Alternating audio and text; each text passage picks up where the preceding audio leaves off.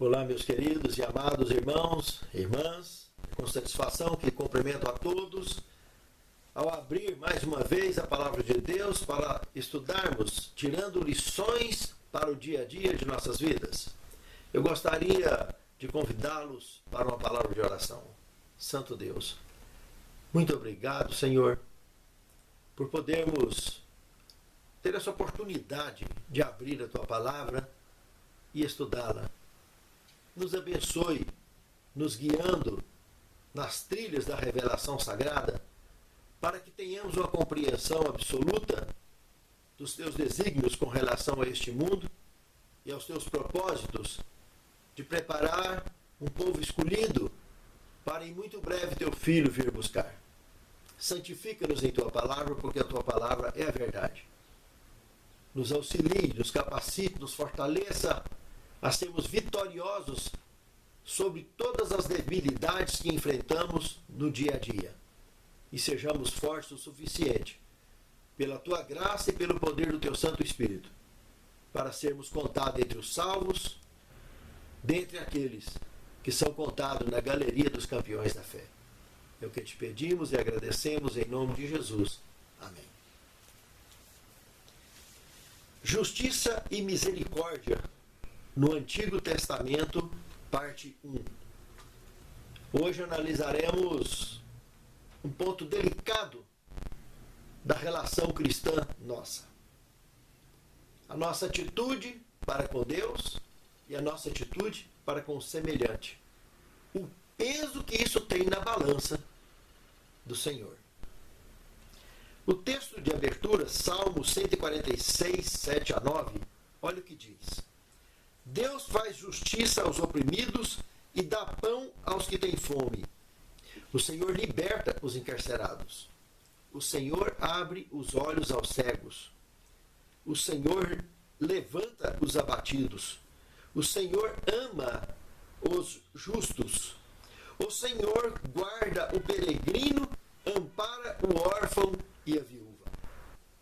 Nesse texto que acabamos de ler, chegamos a uma conclusão que o senso de missão, o espírito missionário, é absoluto no perfil divino e todo aquele, então, busca reparar essa identidade, essa semelhança que tem com o Criador, deve ter isso como parte do perfil vital de cada um. Isso é ter consciência da verdadeira mordomia bíblica.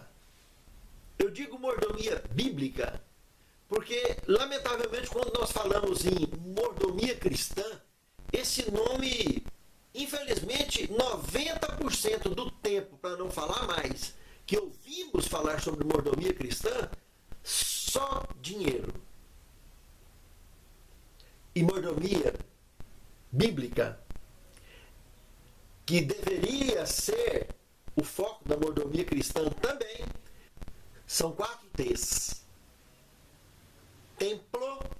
Templo do Espírito Santo, tempo, o tempo que Deus nos dá, tesouros, os bens, e talentos, 4 T's que representam vida total. Vamos chamar esses 4 T's então de mordomia bíblica. Dentro do contexto da mordomia bíblica, que envolve tudo isso, o cuidado para com os necessitados e com os pobres está devidamente incluso dentro dela. Essa atenção. Porque tanto dos bens que nós temos, como dos talentos, como do tempo, como do templo, temos que preocupar com o templo alheio também, o templo do Espírito Santo alheio, que está morrendo de fome, está morrendo de frio. Isso é um ponto delicado da vida cristã, que quando o Senhor nos chamar, vinde benditos para o reino que está preparado, e alguém perguntar, como ele diz na parábola, mas quando que eu fiz essas coisas, Senhor? Tudo que você fez ao menor dos pequeninos, foi o que fez para mim. Da mesma forma, para os que serão conduzidos ao descarte. Mas quando que nós fizemos Não, você deixou de fazer. Tudo que você deixou de fazer aos menores desses pequeninos é o que você deixou de fazer a mim. Não se esqueça disso, meu irmão e irmão. Não esqueça disso, minha amada irmã. Nós temos aqui no rodapé da lição a experiência de uma criança de 10 anos de idade que estava ali na porta de uma vitrine num momento frio do inverno europeu. E uma senhora bondosa chegou e percebeu aquela criança encolhidinha, de short, camiseta e descalço, olhando, fito, na vitrine da loja. E diz que a senhora chegou e perguntou para ele: o que é que você está olhando aí tão atento lá para dentro? O que é que você está interessado? Falei: eu precisava pelo menos de um calçado. A moça, essa senhora, convida ele para entrar para dentro da loja. E chegou lá dentro, pediu ao vendedor da loja que escolhesse alguns pares de calçado e alguns pares de meia para que ele pudesse experimentar. E pediu para o vendedor que arrumasse uma bacia com água, com uma toalha, para ela higienizar os pés daquele menino. E ela lavou os pés dessa criança, enxugou. O rapaz, o vendedor chegou com os calçados, com as meias. A criança experimentou, calçou, ficou de pé, andou. E aí, ficou bom para você, meu filho? Ficou. Tá muito bom. E aí ele calçou, andou para lá, andou para cá. Tá bem? Tá confortável? Tá. A moça pagou o calçado, as meias, deu para ele, pôs na sacolinha. Ele já saiu calçado dali. Colocou uma blusinha nele também. E ele saiu. Lá fora, ele, com lágrima, olhou para trás, pegou na mão dela para atravessar a rua. Assim que atravessou, ele olhou para ela e perguntou: a senhora é esposa de Deus? Sabe, irmãos, é uma ilustração muito interessante lembrar que a igreja é a esposa de Cristo. O Apocalipse apresenta isso. E o Espírito Santo é o personagem principal da Santíssima Trindade, responsável por esse perfil na família divina, de fazer da igreja a esposa de Cristo. Esse perfil é fundamental em cada indivíduo que compõe a igreja. Que a igreja somos nós. Não se esqueça disso. Segundo tema: misericórdia e justiça, marcas do povo de Deus. Analisaremos alguns textos com mensagens bastante objetivas sobre esse tema. Veja inicialmente Êxodo 22, de 21 a 23. Aqui nós temos a menção de estrangeiros, viúvas e órfãos. O cuidado especial que temos que ter com essas três classes de pessoas.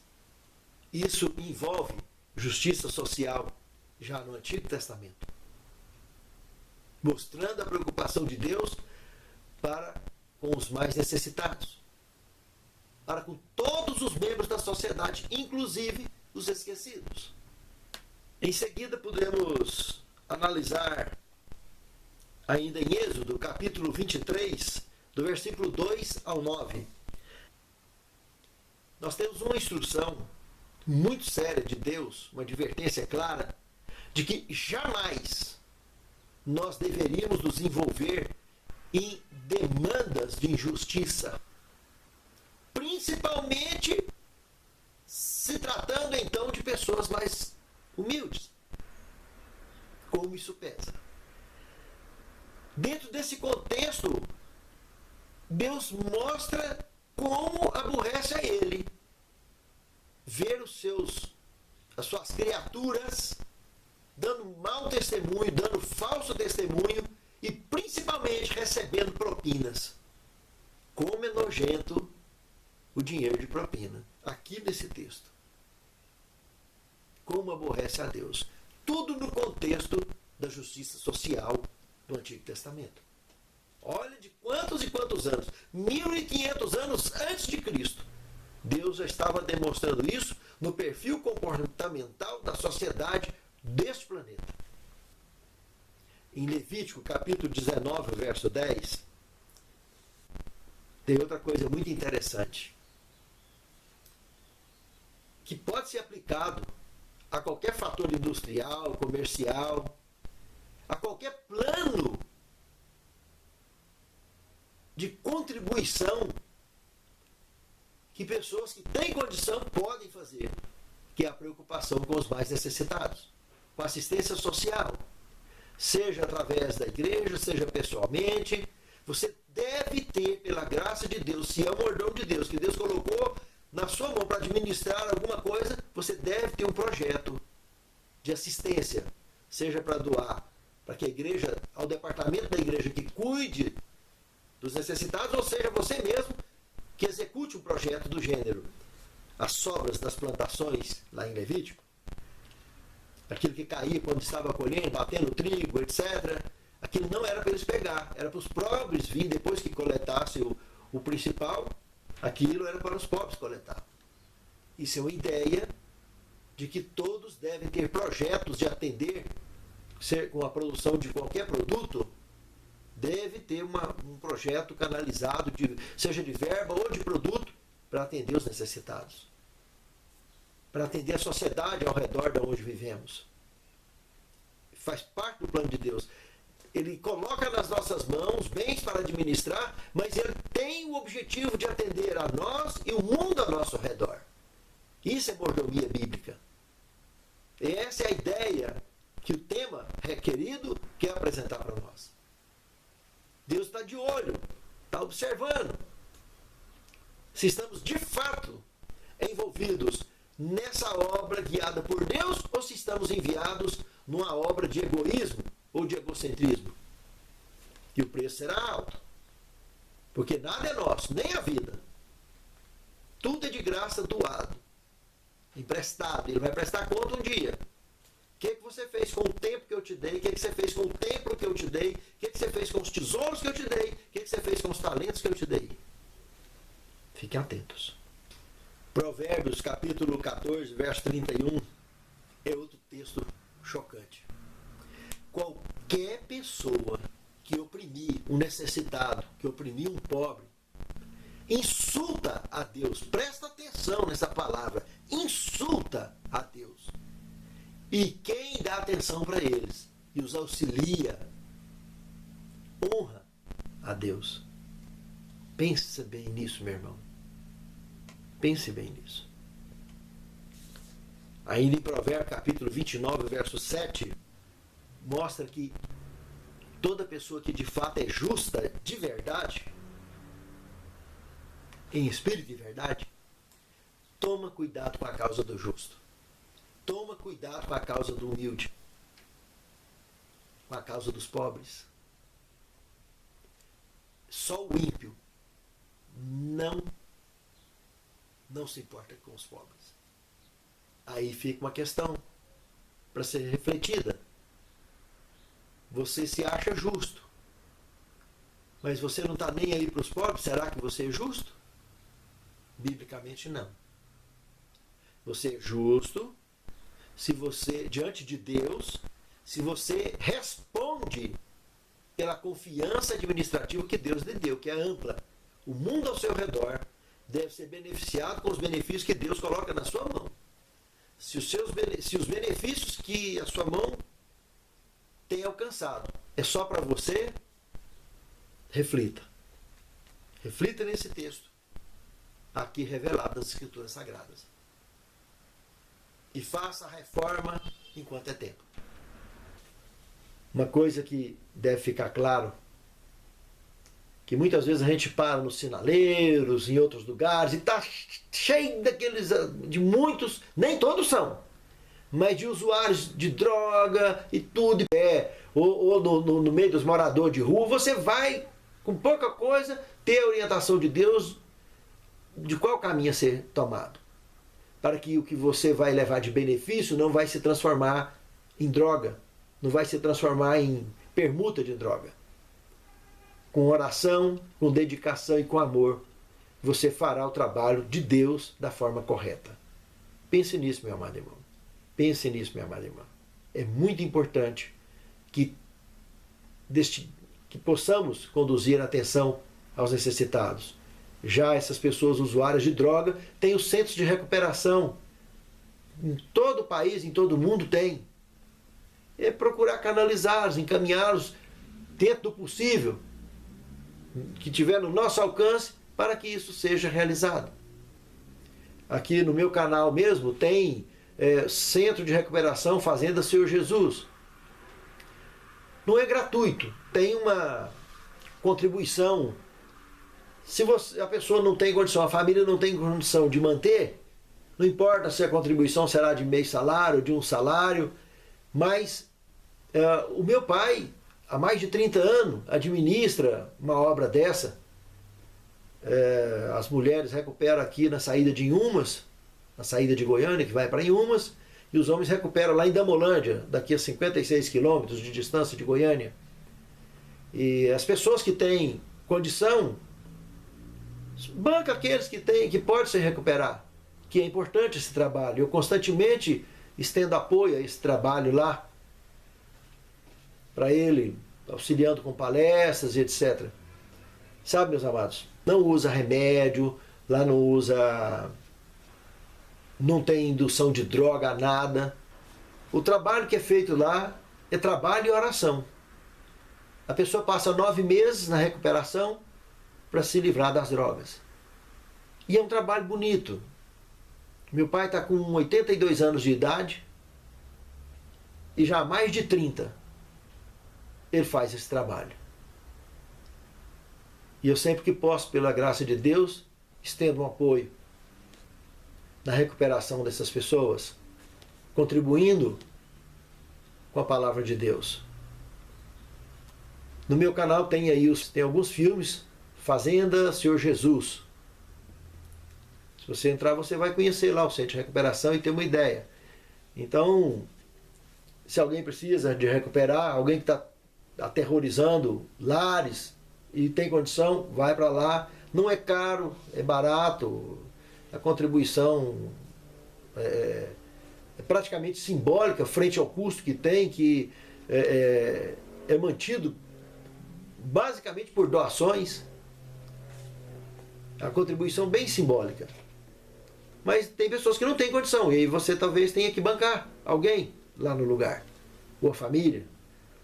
Porque todo mundo faz com dificuldade, não é fácil. Fazer de graça, completamente. Eles já fizeram muito, mas não conseguiram levar desse jeito. Aí precisaram de pedir alguma contribuição. E assim mesmo ainda recupera daqui e dali pessoas gratuitamente. Mas é difícil demais, é oneroso manter uma pessoa durante 9 meses recuperando.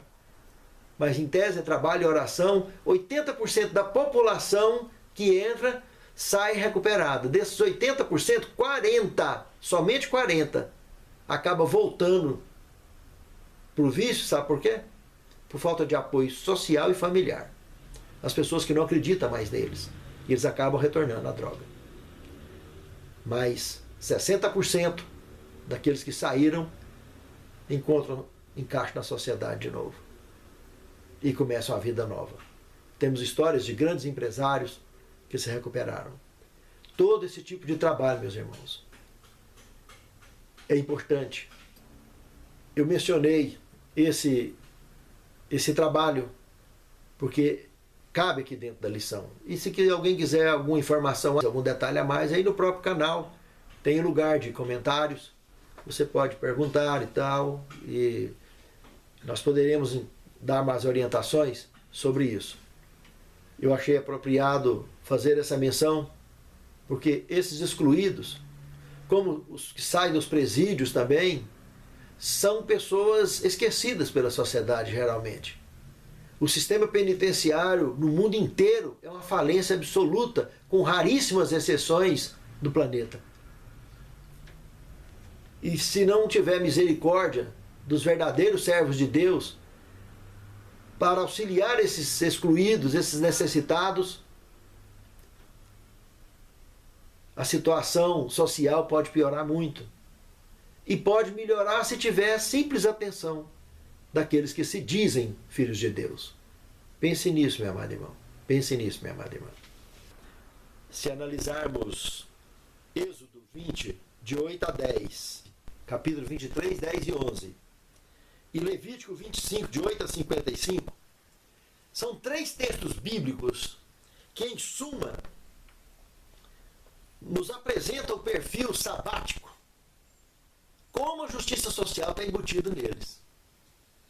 Na própria guarda do sábado, nós podemos perceber o servo, o estrangeiro e os animais, que também devem ter descanso nesse dia.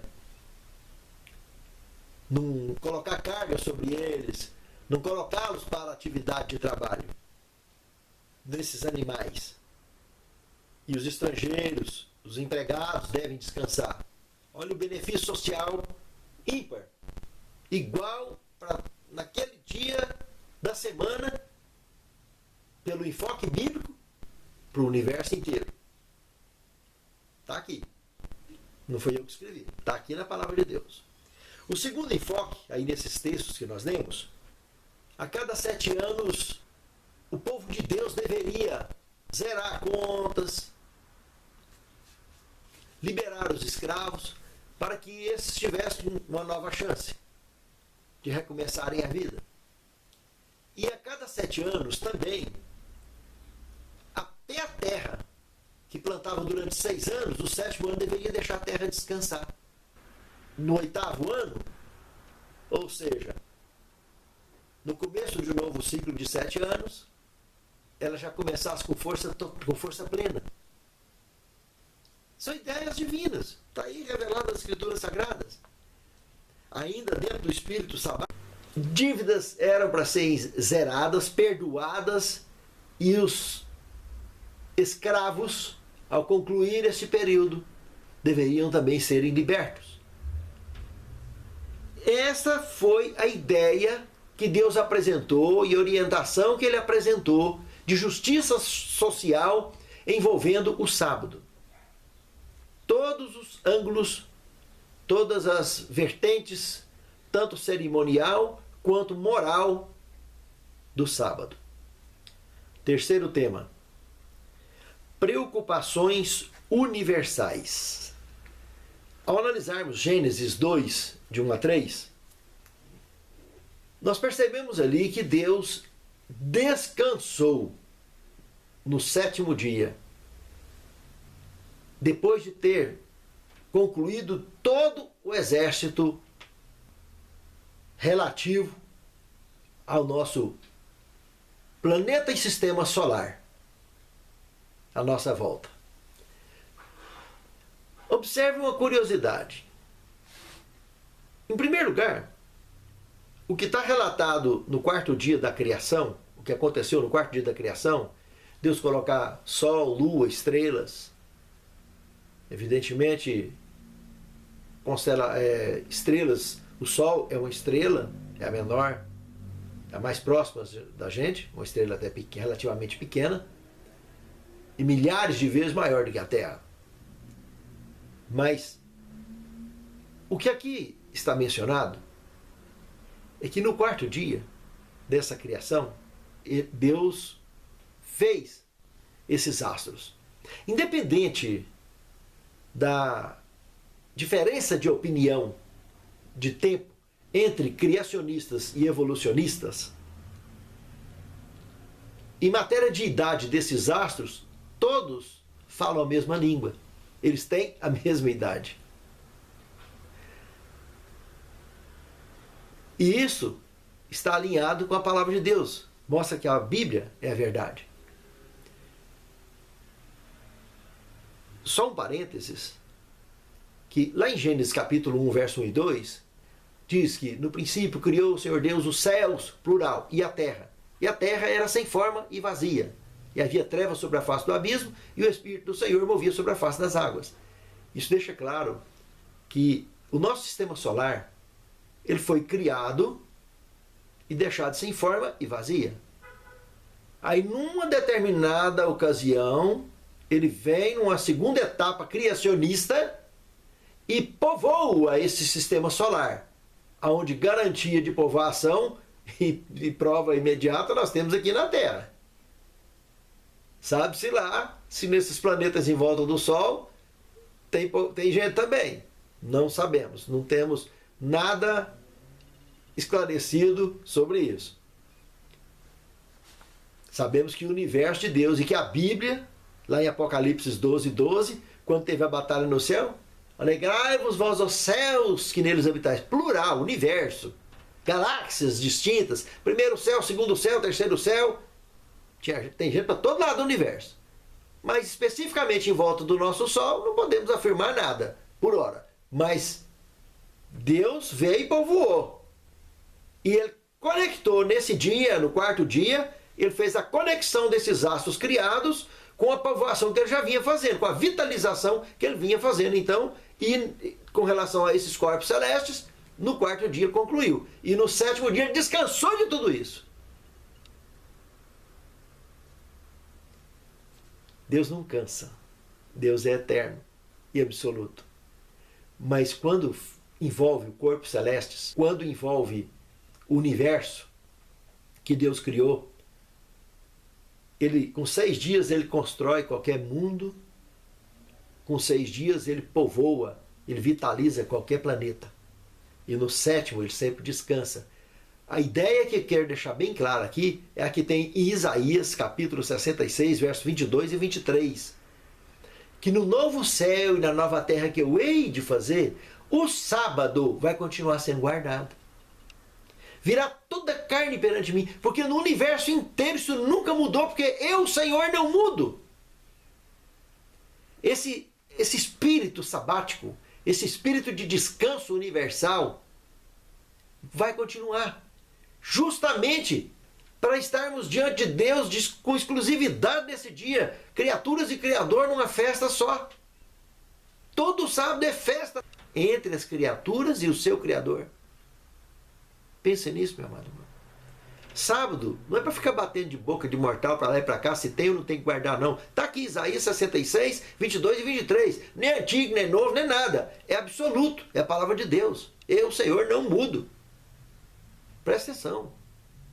Ninguém vai ser salvo por guardar ou deixar de guardar a lei de Deus, por ir ou deixar de ir na igreja, por ser ou não ser religioso. Não são atos que nos garante a salvação, é a graça de Deus e a nossa escolha de servir ou não ao Senhor. Somos salvos pela graça, se aceitarmos. E se aceitamos, se me amardes, guardareis os meus mandamentos. Não para ser salvo, mas por expressão de amor, de gratidão pela salvação que Ele me garante, que Ele me dá. Eu guardo os seus mandamentos, eu me torno cristão, eu me torno um servo do Deus vivo. Essas são preocupações universais. Em todo o universo, essa ideia é ampla. Quarto tema, a voz profética, parte 1.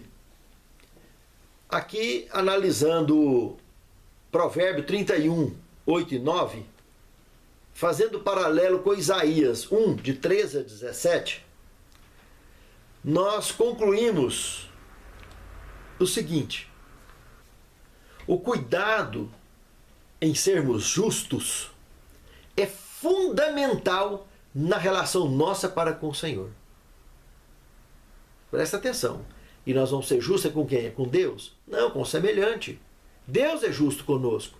E nós seremos justos com os semelhantes. Sendo justos com os semelhantes, seremos olhados pelo Senhor e avaliados como servos, como filhos justos. E servos que serão bem-vindos ao reino eterno. De volta à eternidade. Dentro desses textos que acabamos de citar, nós vimos que cerimônias, cultos, orações, para quem insiste em viver uma vida de impiedade ou de iniquidade, não tem o menor valor. Deus não vai ouvir essas orações, não vão passar do teto. Pode orar a vida inteira. pode ir de gravatinha, de terninho, de roupinha bonitinha para a igreja, não adianta nada. Pode jejuar até virar de cabeça para baixo, até desmaiar, não vai adiantar nada. Se não abrirmos mão de uma vida ímpia. Não adianta ser crente só dentro da igreja. Não adianta brilhar só por fora. Tem que brilhar por dentro. Nova criatura é a casa que os tijolos viraram diamante, brilha de dentro para fora, não precisa de tinta. Esse negócio de pintura externa, os tijolos continua velho lá dentro. E Jesus chegou a comparar a liderança da igreja dos seus dias a sepulcros caiados. Tudo feito de tijolo, né? Cobre, pinta, bonitinho, mármore por cima, lavadinho, mas dentro é carniça. Esse tipo de cristianismo é a falência da fé. Porque são orações que Deus nem se importa de inclinar o ouvido. Muito pelo contrário, aborrecem a Deus, segundo esses textos bíblicos. O verdadeiro cristão não precisa preocupar com nada, sabe por quê? Porque o cristão que adora em espírito e em verdade, é Deus que procura, que caça. Ele busca, ele anda atrás de achar quem faz isso. Olha o que está escrito em João 4:23. A hora vem, e agora é, em que os verdadeiros adoradores adorarão o Pai em espírito e em verdade, porque o Pai procura a tais que assim o adorem. E adorar em espírito e em verdade é isso.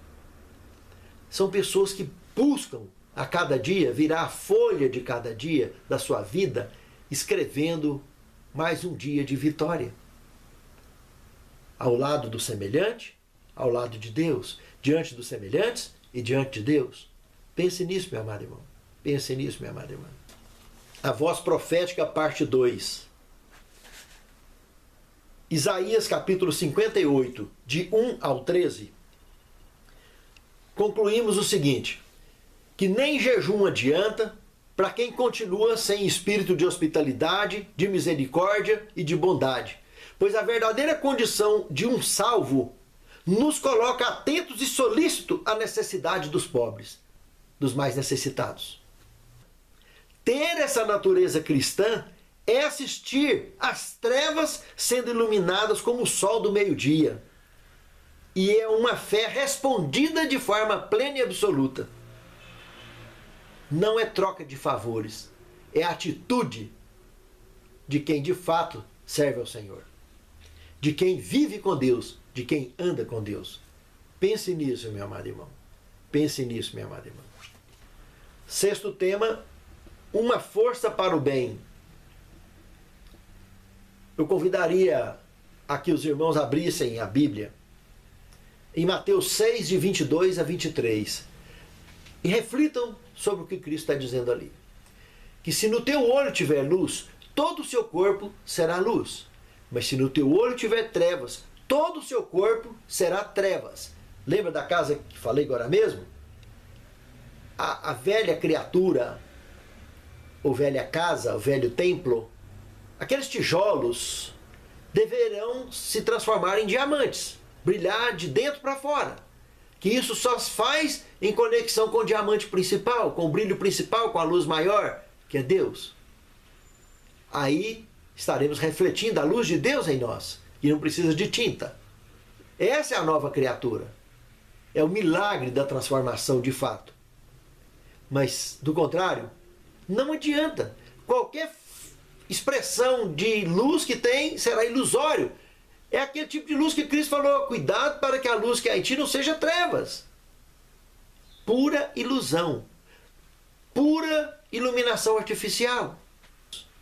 Se refletirmos no Salmo 82, verso 3, e em Isaías 1, verso 17, nós veremos que não tem cabimento algum, nenhuma forma de religião ignorando o amor e o cuidado e a devida atenção aos injustiçados e aos necessitados. Não tem cabimento.